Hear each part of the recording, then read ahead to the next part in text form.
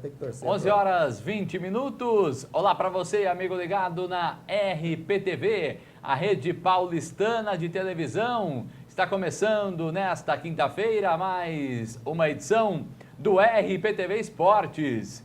Dia de debate. Vamos trazer todos os detalhes da rodada de ontem, rodada pra lá de emocionante no Campeonato Paulista em suas 3 séries. Na Série 1, as classificações: suada do Santos, pra lá de tranquila do Palmeiras. Na Série 2, a derrota do Rio Claro, que eliminou o Galo Azul da possibilidade de retornar à primeira divisão. Na Série 3, vitória fundamental para o Rio Branco, que se mantém vivo na luta contra o descenso. A derrota do União Barbarense para o Atibaia, União virtualmente rebaixado. E a bela vitória fora de casa do Velo Clube, que coloca o Galo Vermelho a um empate do mata-mata das quartas de final. As equipes da nossa região em destaque a partir de agora, com os nossos amigos, como é a tradição, sempre em dia de debate aqui no RPTV Esportes. A gente recebe cronistas esportivos da nossa região para analisar junto com você, telespectador, a rodada, seja do final de semana, seja do meio de semana. Conosco hoje, ele que é jornalista, locutor esportivo, há muitos anos militando na área. Para falar um pouquinho mais em específico dessa situação difícil do União Barbarense, está aqui Roberto Miyamoto, grande amigo. Bom dia, Roberto, obrigado por ter aceito o nosso convite. Uma Série 3 muito mais frágil do que a do ano passado, né? Ano passado o Comercial caiu com 25 pontos. Hoje o Rio Branco pensa em escapar com 20. Nível técnico muito baixo desse campeonato, né, Roberto? Bom dia. Bom dia, é uma satisfação estar aqui, Ricardo Camargo, aos amigos que acompanham o RPTV Esportes. É uma alegria muito grande estar aqui, né? Mas, por outro lado, o dia de ontem foi realmente muito triste para os torcedores do União Agrícola Barbarense, aqui na Série A3 da nossa região. Infelizmente, o time já está rebaixado para a 4ª divisão do futebol de São Paulo, né? Mas o nível técnico caiu muito, né, em relação ao campeonato de 2017. O Rio Branco pode escapar, dependendo dos resultados, da sua força também, da vitória contra o Grêmio Osasco no próximo domingo. Dependendo de outros resultados da combinação, o time pode escapar e permanecer na Série A3 com 20 pontos. Nós que temos feito aí os jogos do União Agrícola Barbarense pelo Campeonato Paulista da Série 3, a gente vê realmente que o nível está muito baixo, muito aquém do que se esperava para a 3ª divisão do profissional. Conosco também um jovem talento da comunicação esportiva, ele, o Roberto Miyamoto da Rádio Brasil, ele que é da Rádio Você, para a gente bater um papo, falar especificamente do Rio Branco Esporte Clube, que parecia já fadado ao rebaixamento. Pegou 2 times que já tinham caído de divisão, fez sua parte, goleou o Mojimirim, goleou a Matonense e o Tigre está vivo nessa briga. Gustavo Belofardi, bom dia, obrigado por ter aceito o nosso convite. Rio Branco escapa, Gustavo? Opa, bom dia, Ricardo, aos amigos da RPTV Esportes. A situação do Rio Branco é complicada, né, Ricardo? Como você disse, ele venceu 2 partidas contra as 2 equipes que já estavam rebaixadas. A sua parte ele fez. Infelizmente, ele ainda não depende da sua parte, né? Não depende de si, né, Ricardo? Vamos ver. Os resultados nas últimas rodadas têm ajudado o Rio Branco. Quem sabe ajuda na última, né? A gente sabe que é difícil, mas ainda tem chance, né, Ricardo? Vamos então, caso a caso, jogo a jogo, equipe por equipe, trazermos a matemática, né, dessa situação. A última rodada, todos os jogos acontecendo domingo, dia 25, às 10 horas da manhã, promete. Vamos começar pelo Rio Branco, então. Imagens do estádio Sócrates Stamato em Bebedouro, os gols de Matonense 2, Rio Branco 4. Você acompanha aqui na RPTV Esportes com imagens de Isaías de Souza, cedidas pela TV SB Notícias. Nossos agradecimentos ao diretor-geral da emissora, o Paulo César Delbu. Primeiro gol do Tigre, Rafael Sena, após cruzamento da direita. Rio Branco fez 1-0. Cruzamento para a área também, uma falha incrível do goleiro Paulo, o alemão. Zagueiro artilheiro, terceiro gol dele nesta Série A3 de cabeça. 2-0, isso em 9 minutos do primeiro tempo. Parecia que o Rio Branco iria atropelar a Matonense. E não foi isso que aconteceu. Reação da Matonense, o cruzamento para a área. O Matheus aparece livre para diminuir o marcador. O William Carneiro tentou até o corte. Ficou a dúvida se foi gol contra, mas o árbitro deu gol para o jogador da Matonense. Aí o lançamento, o William tentou a bicicleta, não fez. E aí um belo gol do Miqueias com direito a balãozinho para cima do goleiro Neto. Olha que belo lance do Miqueias. Você está acompanhando na edição da Lilian Dias, o gol de empate da Matonense. Finalzinho de primeiro tempo, um pênalti polêmico. A Matonense reclamou demais da marcação desse pênalti em favor do Rio Branco. 47 primeiro tempo, o Frank bateu para fazer o primeiro gol dele na temporada. E o mesmo Frank, no finalzinho do segundo tempo, aos 41, aí o goleirão deu um azar danado, hein, o Paulo? Parece que ela bateu numa pedrinha e foi para dentro. É a sorte que está acompanhando o Rio Branco nessa reta final. Talvez seja tarde demais. A bola entrou lá de mansinho. 4 para o Rio Branco, 2 para a Matonense. E chegou a preocupar, né, Gustavo? Ontem, o fato de abrir 2-0 logo a 9 minutos e ceder empate para uma equipe que já não tinha mais nada que fazer no campeonato, né? Exatamente, né? Parecia que ia ser igual o jogo contra o Mojimirim, que o Rio Branco abriu 3-0, depois só administrou a partida. Mas esse empate da Matonense ainda no primeiro tempo, Ricardo, diz o que é o Rio Branco na competição. Uma equipe que oscila muito, né? Uma equipe que sofre gols, mas marca gols também, né? Então essa oscilação da 3, né? Não só do Rio Branco, mas da maioria dos clubes da Série A3, essa oscilação acontece, é normal acontecer. Pra gente que acompanha o futebol da Série A1, da Série A2, né, que é um nível um pouquinho melhor, não é normal, mas na 3 a gente dá até pra gente aceitar um pouco. Empatou o jogo, né, 2 belos gols da equipe da Matonense, só que o Branco soube aproveitar também para marcar o terceiro gol no finzinho do primeiro tempo, né? Aliás, teve o pênalti, né, Ricardo? Mas teve o gol também, né? Se o juiz não marca o pênalti, tinha um gol também, né? Essa foi a dúvida, a gente está acompanhando as imagens aí, né? Foi gol do Rio Branco, eu não sei. O árbitro, na pressa, talvez tenha apitado o pênalti, né? Você imagina se o Frank perde o pênalti, vira toda a reclamação do outro lado. Roberto Miyamoto, pegou 2 pesos mortos o Rio Branco e venceu, mas venceu. Você acha que o União Barbarense se complicou de vez na briga nessa fuga da degola, quando perdeu para o Mojimirim? Ali o União Barbarense praticamente sacramentou o seu descenso, já que ninguém mais perdeu para o Mogi nessa temporada? Sem dúvida, foi muito bem colocado o que você está dizendo aí, porque eu acho que o União Barbarense foi rebaixado naquele jogo. Quando saiu na frente na cidade de Itapira, estava ganhando por 1-0, né? O Mojimirim, que até então não tinha ganhado de ninguém no campeonato, né? O União acabou tomando uma virada. Quando todo mundo considerava o jogo do Mojimirim como 3 pontos a mais na tábua de classificação do União. O União empacou nos 16 pontos, né? As rodadas foram se passando e o União Barbarense não produz, não desempenha, não ganha em casa, não ganha fora. Então, realmente, a situação se complicou. Acho que a partir dali, que foi o rebaixamento do União Barbarense no Campeonato Paulista da Série A3 e não ontem, lá na cidade de Indaiatuba. Daqui a pouco tem os gols de Atibaia 2, União Barbarense 0 também. Antes, vamos saber como é que o técnico do Rio Branco, o Andrezão, que assumiu o clube aí nessa reta final em lugar do William Sander, que deixou, né, em acordo com a direção do Rio Branco para voltar ao Sub-20 do Novo Horizontino. Vamos saber como é que o Andrezão viu tudo isso, né? A gente pede até desculpas para você, telespectador. Tem um certo delay entre o áudio e o vídeo, mas porque o André gentilmente nos enviou um vídeo através do Skype há poucos minutos, mas vai dar para a gente absorver da forma como o André viu esse jogo, essa importante vitória do Rio Branco 4-2 na cidade de Bebedouro, e já vai comentar de uma polêmica que vamos debater na sequência também. O Rio Branco pode depender do seu maior rival para permanecer na divisão. Ele vencendo o Grêmio Osasco no domingo, ele precisará que o União Barbarense não perca para o Marília para escapar do descenso. O André fala tudo isso porque existe uma polêmica. Torcedor é passional. E boa parte da torcida do União Barbarense já vem se manifestando nas redes sociais ser favorável a que o clube entregue o jogo para o Marília para rebaixar o maior rival. O Andrezão fala de tudo isso aqui no RPTV Esportes. Vamos lá, André. Olá, Ricardo, bom dia.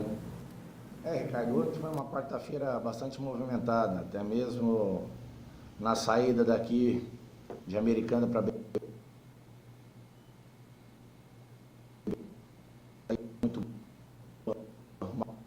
uma viagem muito tranquila. Fizemos uma viagem tranquila também sobre o comando do Dado. O Sandro Hiroshi também esteve com a gente nessa viagem aí até Bebedouro. Uma viagem bastante descontraída com os jogadores, toda a comissão técnica. Sabíamos do nosso comprometimento de fazer o resultado lá em Matão, apesar lá contra a Matonense em Bebedouro, né? Desculpe.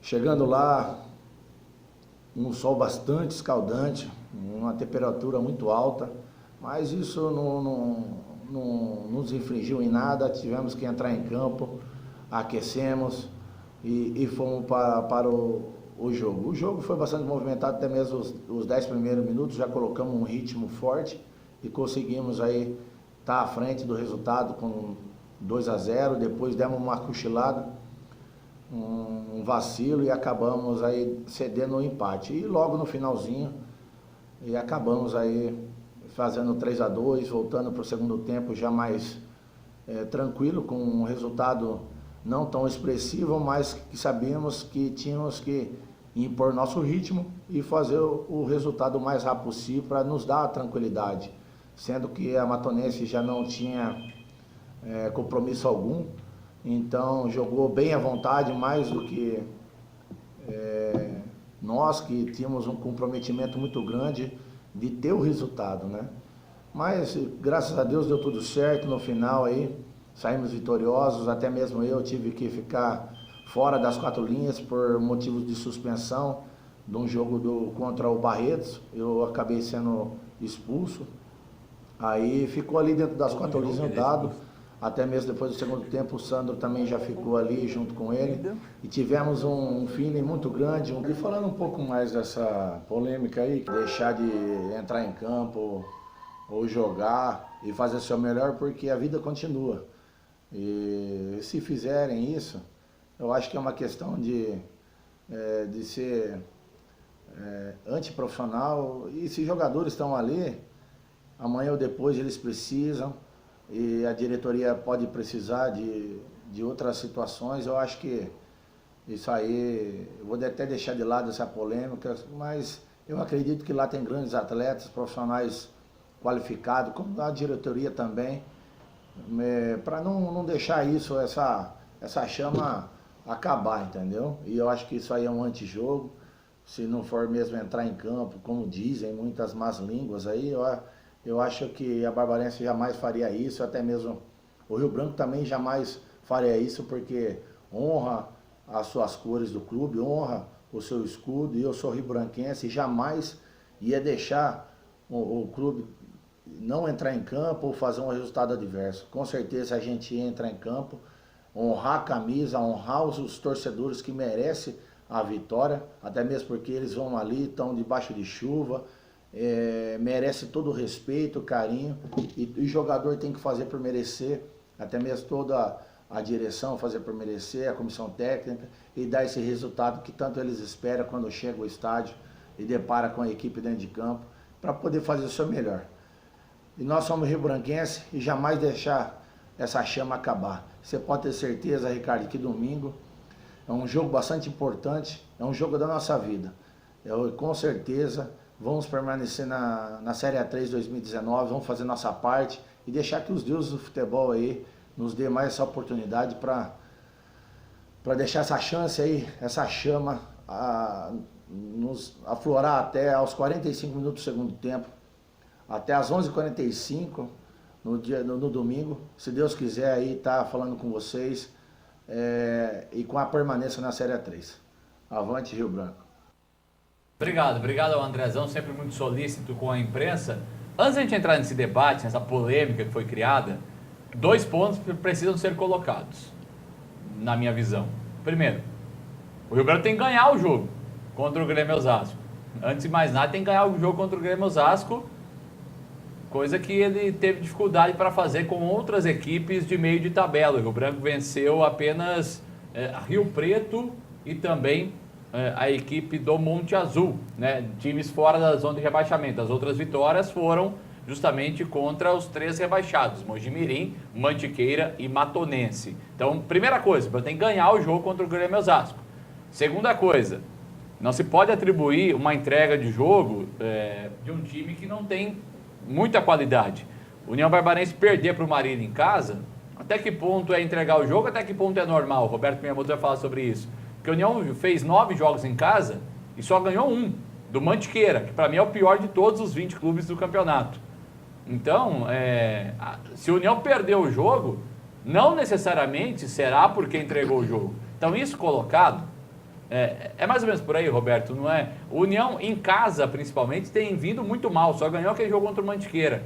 Então, vencer a Matonense, mesmo se precisasse, é bom a gente deixar claro que, assim, o União Barbarense está moralmente rebaixado para a 4ª divisão. Matematicamente ainda não, mas é muito difícil. Por quê? Ele tem 16 pontos hoje. Olímpia e Marília têm 19 pontos, correto? O União Barbarense, ele tem um saldo de diferença para o Olímpia de 13 gols. Vamos supor que o Olímpia perca o seu último jogo contra o Atibaia por 3-0. Que é um resultado, né? O jogo será em Olímpia, para agravar a situação. O União terá que ganhar do Marília de 10 ou mais gols de diferença para escapar do rebaixamento. Se o Olímpia perder de 4-0, o União tem que ganhar de 9. Então é praticamente impossível isso acontecer, por isso que a gente já trata o União Barbarense como rebaixado. E é mais ou menos por aí, Roberto.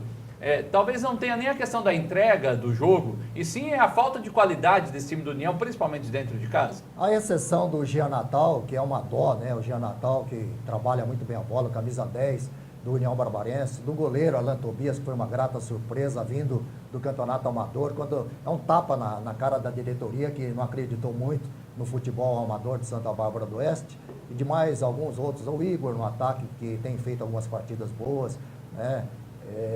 E algum outro jogador, realmente a equipe do União Barbarense é muito ruim, né? Então, quer dizer, jogando em casa, última rodada do Campeonato Paulista, precisando da vitória, é claro que não vai conseguir bater a equipe do Marília pelo placar de 13-0, dependendo do resultado ainda da equipe do Olímpia, né? Tem que o time do Monte Azul vencer a Mantiqueira para poder... O Rio Branco não ganhar do Grêmio. O Rio Branco também. Então, quer dizer, Marília, União Barbarense e Olímpia. Esses três tentando derrubar... Não, quem são três? É o União, né, o Rio Branco... O Olímpia hoje está fora da zona de rebaixamento. Tem então Marília, União Barbarense e Rio Branco. Barbarense e Rio Branco tentando... Tirar o Olímpia. Derrubar o Olímpia para a zona de rebaixamento e um desses três saírem, entendeu? É muito difícil. Agora, o desempenho do União Barbarense em casa este ano foi um fiasco.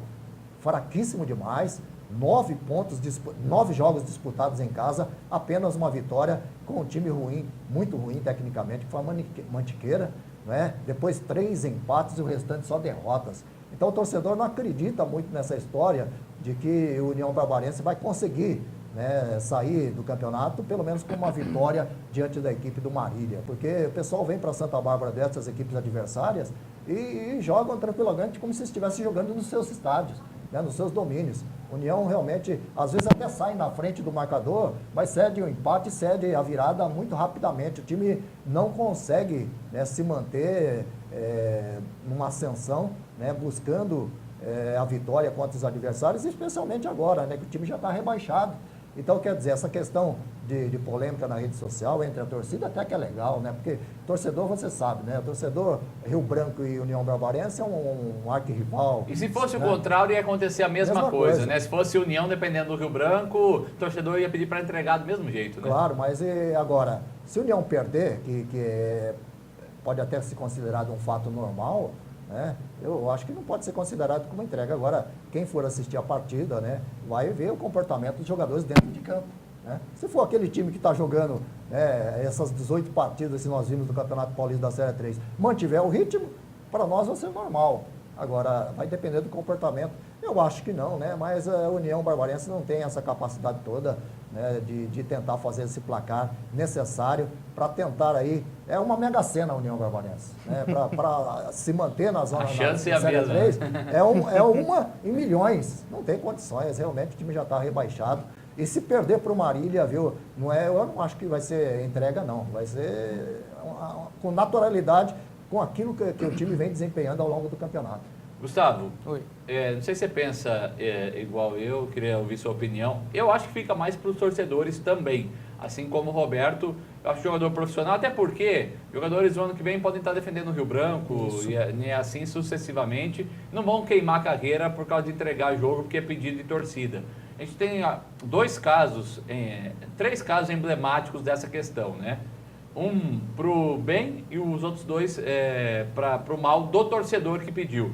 Me lembro do jogo Palmeiras e Fluminense no Campeonato Brasileiro, em que a torcida do Palmeiras queria que o time entregasse o jogo para o Fluminense e para o Corinthians não ser o campeão. E um centroavante do Palmeiras chamado Dinei fez um belo gol, fez 1-0 logo no início na Arena Barueri e virou o primeiro tempo 1-0. A torcida do Palmeiras queria invadir o campo para bater no jogador, né? Mas ele foi lá, foi profissional, fez o gol. Depois teve algumas falhas estranhas, o Palmeiras perdeu aquele jogo, o Fluminense acabou sendo realmente campeão.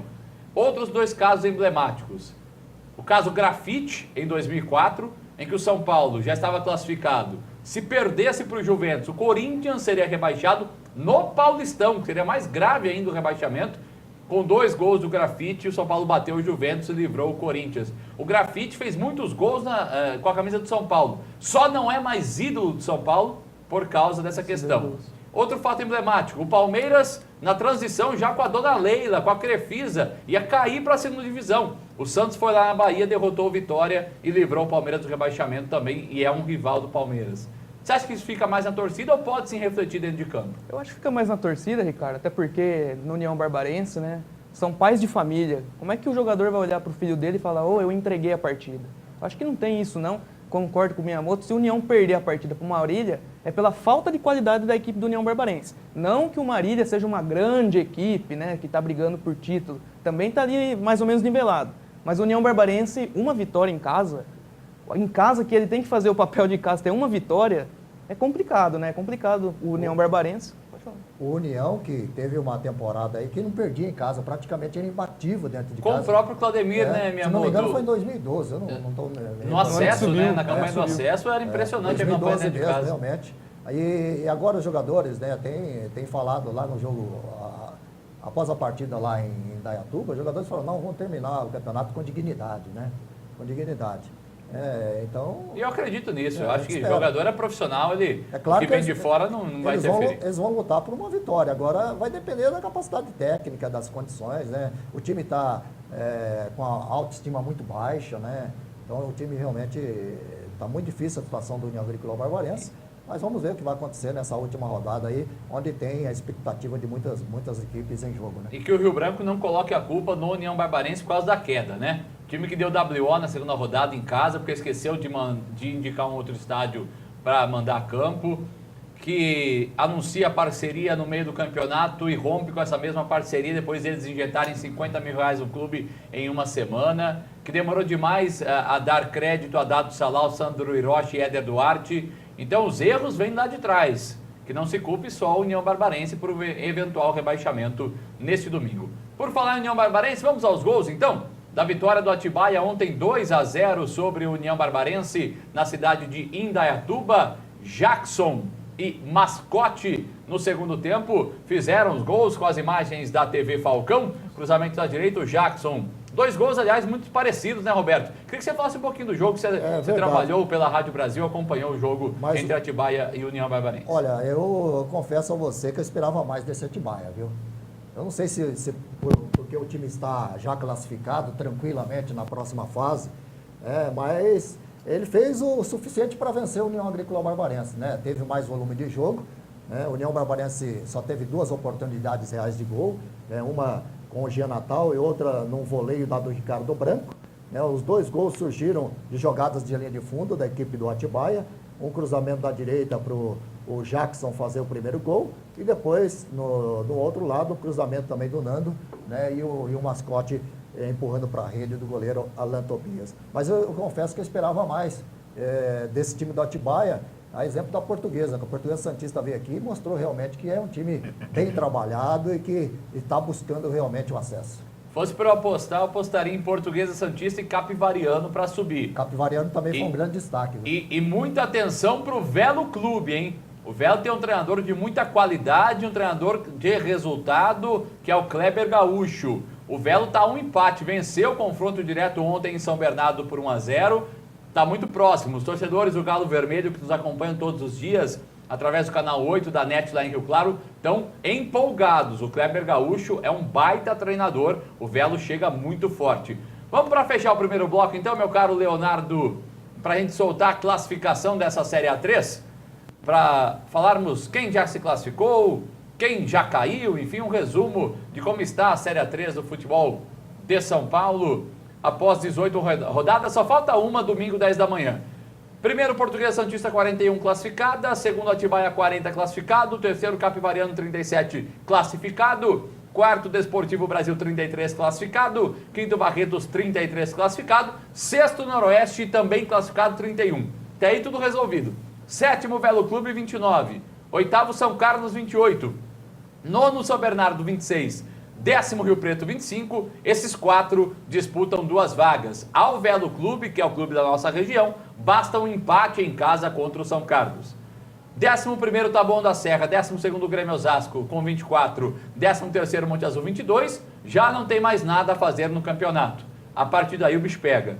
O Olímpia, 14º, é o primeiro fora do rebaixamento, tem 19. Na zona da degola. 15º, Marília 19. 16º, Rio Branco 17.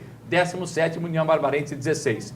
E os 3 últimos que já caíram: Mantiqueira 12 pontos, Matonense 11 e Mojimirim com 7 pontos. Fechamos assim o nosso primeiro bloco, né? Em que detalhamos tudo da Série A3 do futebol de São Paulo. Um rápido intervalo, na volta tem muito mais aqui no RPTV Esportes de hoje. O seu amiguinho de estimação agora vai ficar feliz da vida. Com um centro de estética especialmente e com todo o carinho só para os cuidados dele. Gabi Pet Shop, banho e tosa, é tudo que ele precisa para ficar feliz e muito bem cuidado. Agende um horário, 19 982 91 6431. Venha conhecer, Rua do Ósmio, 975, Loja 36. Seu melhor amigo merece ser muito bem tratado. Pet Shop da Gabi, logo ali no Vic Center, em Santa Bárbara do Oeste.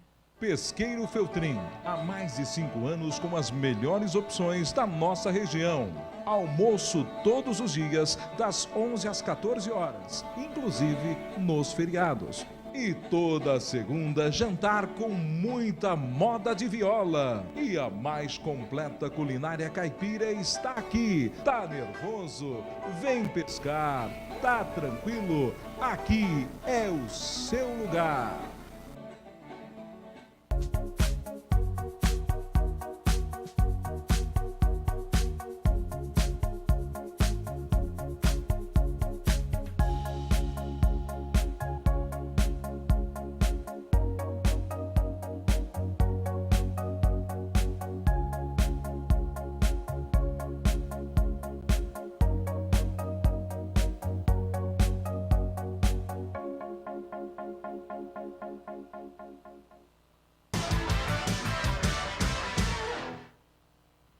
Onze horas mais 47 minutos, estamos de volta com o RPTV Esportes desta quinta-feira. Já falamos da 3, vamos subir um degrau, falarmos de Campeonato Paulista da Série A2. O time da nossa região, Rio Claro, perdeu ontem 1-0 para o Taubaté, lá no Joaquinzão em Taubaté, e está eliminado, sem qualquer chances de ingressar no G4. Podemos sim, Leonardo, vamos lá. Já a classificação da Série A2, o Guarani é o único já matematicamente classificado, é o líder, 28 pontos. Em segundo, São Bernardo tem 27. Em terceiro, olha que reação, em 15 de Piracicaba com 25. Em quarto, Oeste, que um dia foi de Itápolis, tem 24. Seriam os 4 classificados neste momento, como diria Rubens Cunha. Os 4 melhores. Vamos subir a tela para saber quem é que ainda tem chances de classificação. O Sertãozinho é o quinto, 24. O sexto, Nacional, tem 22. O sétimo, o Votuporanguense, 22. O oitavo, Taubaté, 21. Esses 4 também possuem chance. O Nacional, para mim, está fora, porque ele perdeu ontem em casa para o Água Santa. Foi um vacilo gigante do Nassa. Nono, Rio Claro, 19, está eliminado, mas não cai. 10º, Penapolense, 19, eliminado também, mas também não cai. 11º, a Inter de Limeira, 18, também não cai mais. Em 12º, a Portuguesa, 15, engatou 2 vitórias importantes. Ganhou do Guarani ontem, a Lusa, lá no Canindé. Tá salva a Luzinha. A partir daí, a briga contra o descenso. Em 13º, Juventus com 13. Em 14º, o Água Santa, 11, que deu aquela respirada ao bater o Nacional. Em 15º, o Audax, 10. E em 16º, infelizmente, porque acho um time muito simpático, o Batatais com 9 está praticamente sacramentado na Série A3, o rebaixamento. Roberto Miyamoto, equipes muito tradicionais, fazem boas campanhas nessa Série A2, né? o Guarani de Campinas, o 15 de Piracicaba, enfim, poderemos ter essas duas equipes da nossa região, até porque hoje, pelo posicionamento, eles não se encontrariam nas semifinais, por isso podem subir juntos à elite. Seria importante demais. A nossa região está muito defasada, né? Está muito mal, né, Roberto? No Campeonato Paulista, né, de uma maneira geral. Sem dúvida, precisa dar uma aquecida, né? E o Guarani vem fazendo uma estupenda campanha do Campeonato Paulista da Série 2. É um time determinado, está querendo realmente voltar, né, à elite do futebol. Está fazendo isso, né? Os números mostram essa campanha da equipe do Bugre, né? E é um dos sérios candidatos realmente a subir aí para a Série 1, né? Aumentando o número de clubes na nossa região, porque a nossa região está carente, né, de clubes no campeonato da 1. O 15 de Piracicaba, né, aqui na vizinha Piracicaba, realmente também vem tendo uma reação muito boa no campeonato, né? E esperamos que tenhamos aí a volta desses clubes tradicionais do futebol paulista na elite do futebol de São Paulo. Gustavo, Audax e Água Santa são aquelas equipes com data marcada para acabar? Equipes que tiveram uma injeção muito grande de dinheiro em certa época. O Grêmio Barueri talvez seja o maior exemplo dessa questão. O próprio Grêmio Osasco hoje na Série 3. Você acha que o Audax e o Água Santa também estão seguindo esse caminho? O Audax foi vice-campeão paulista há 2 temporadas, está aí para cair para a Série 3. Você acha que essa pode ser a questão? Se bem que eu acredito que vai escapar, porque o Batatais, infelizmente, vai cair pela tradição que tem. Como é que você vê esses clubes biônicos, digamos assim, que estão decaindo demais nas últimas temporadas? Principalmente o Audax, né, Ricardo? Até porque o Audax é praticamente um time empresa, não tem torcida, né? O time tradicional de Osasco é o Grêmio Osasco, que está na Série 3 do Campeonato Paulista. Então o Audax, sim, é um desses times que podem acabar futuramente. O Água Santa, acho que teve um erro no planejamento, né? Uma equipe que tem torcida, é de Diadema, fez um estádio muito bonito, né? A torcida apoia a Água Santa. Esse ano o planejamento não deu muito certo. Então, para esse ano, acho que ainda escapa, viu, Ricardo? Acho que o Água Santa não vai cair, não. Dá para arriscar? Audax e Batatais, você acha que cai? Acho que sim. O Juventus acho que não cai também, porque tem uma vitória a mais. Então, acho que mesmo que ele perca a partida dele, acho que no número de vitórias ele escapa da zona do rebaixamento também. Então, o Audax tem esse prazo de validade, como você disse, sim. Né? E só para destacar também na Série A2, a Inter de Limeira, né? Começou muito bem, eu achava que a Inter ia brigar pela classificação, sim.